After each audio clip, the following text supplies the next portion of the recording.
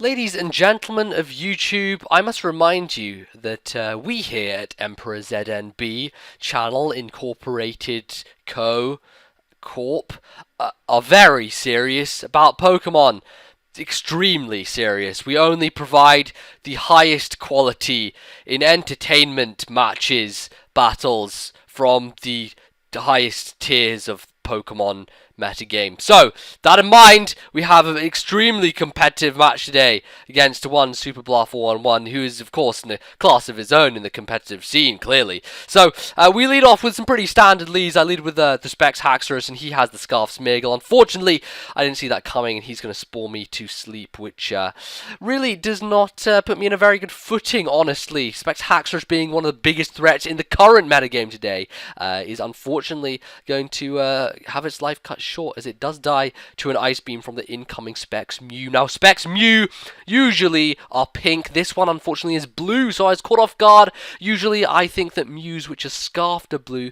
Unfortunately, turns out that he is running a Specs one, so he's tricking me a little bit there, but I do have the standard Pidgeotto, gonna go into it, and U-turn straight out to do as much damage as I can. Go back into my Electros, one of the most defensive and bulky things in the current lineup of the metagame, so it's very good. You should be using it.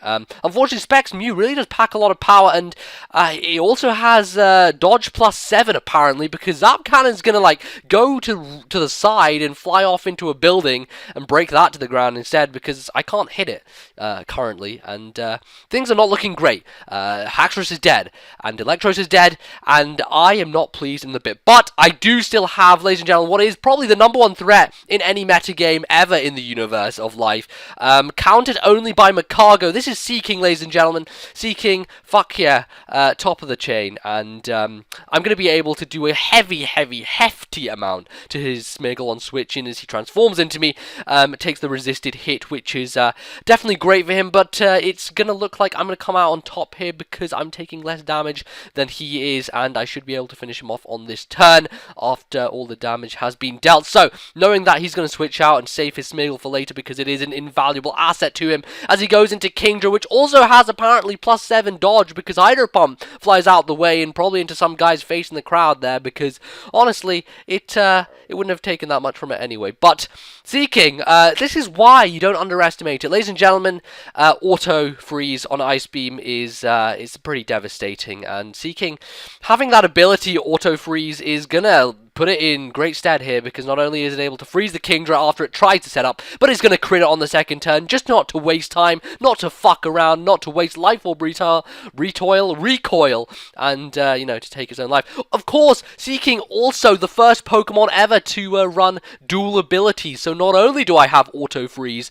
I also have Auto Crit, and I also have the third ability, Lightning Rod, which you just saw there. I said dual abilities, I of course meant triple abilities. Seeking, definitely one of the biggest powerhouses currently in the universe of life, yes.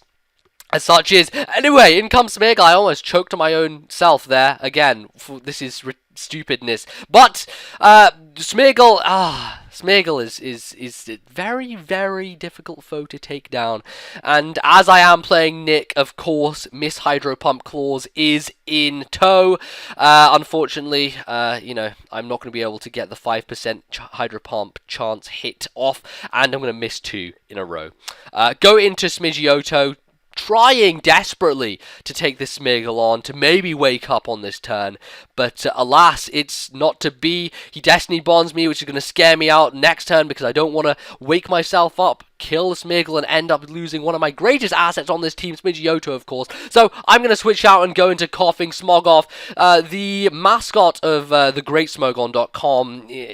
I mean, it's got to be one of the best Pokemon in the universe ever, because it is the mascot of the greatest site of the Pokemons in the world. So therefore, it must be good, right? I mean, logic, that's how it follows. In this case, it's going to be a 100% bona fide guaranteed, ladies and gentlemen, counter to one Toxicroak with said Lumberry, which may think that it can set up with a Swords Dance, but Will-O-Wisp does hit twice in a row, and I am able to burn it, and I am able to torment it, and I am able to speed through this portion, because, ladies and gentlemen, gentlemen, this took an uninitiated, obnoxious, stupid amount of time, which you do not want to waste sitting here in front of your screen seeing. Therefore, as it goes, I am able to stall this thing out until eventually it does die, or until eventually I do die. Which happens first, and I do die, do dabba dee dabba die, a dabba dee dabba blue dabba. He's the blue one here. He's blue because he's gonna die again, and again, Seeking comes in, is able to dispatch another huge threat, and just taking the world by the balls and just throwing everything in the face of its adversity. So, I'm going to go out into Smidgeotto to take on the Sableye, because, ladies and gentlemen, Sableye, as you know, is a giant cunt.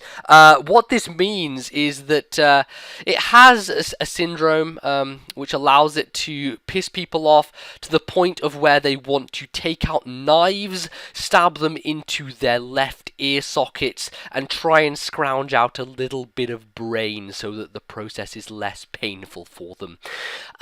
In this case, I did not succumb to such a terrible event, one might say.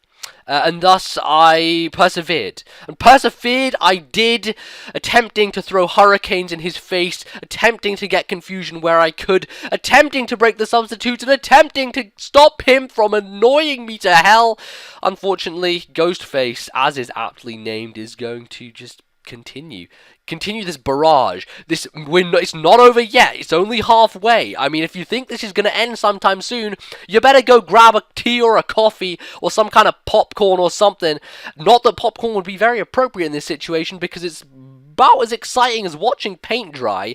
Essentially, it's just the same thing until I die or he dies. Most likely scenario, I die. So, well, how are you doing, guys? Good day so far? Yes, great. I'm glad we had this nice conversation, and it's still going on. Am I not dead yet? Finally I am. And ladies and gentlemen, we're out of the woods as that ridiculous, stupid scenario comes to an end. But, ladies and gentlemen, Seeking, not to fuck around anymore, comes in, does a flying dodge out the way of the Will-O-Wisp, throws a crit Hydro Pump with its auto-crit ability into Sableye's face, destroys it, demolishes it, and annihilates the thing from the field of play. Now, as it happens, Seeking no longer has any Hydro Pumps left, but yet, ladies and gentlemen, yet it can still kill the Smeargle, down to the recoil, down to the Destiny Bond, and we're in a one-on-one situation. His Milotic versus my Kabutops. Ladies and gentlemen, what will happen? We shall see. Here we go. He Hydro Pumps me, and I don't die! Go for the Stone Edge! Super Choice Bandit! Smash him in the face across the sky! Critical hit! Ladies and gentlemen, we're done. That's it. The game in my favour with all the hacks in the world. So there you have it. A game. A super serious, unbelievably hacksy competitive game of the highest caliber indeed. If you enjoyed this super complex, highly strategic match, leave a like. That would be helpful and nice. If you have any opinions on how Seeking is a threat to the whole of humankind, please let me know. I will deal with those inquiries as they are appropriate. And until next time, I'll see you guys later. Goodbye.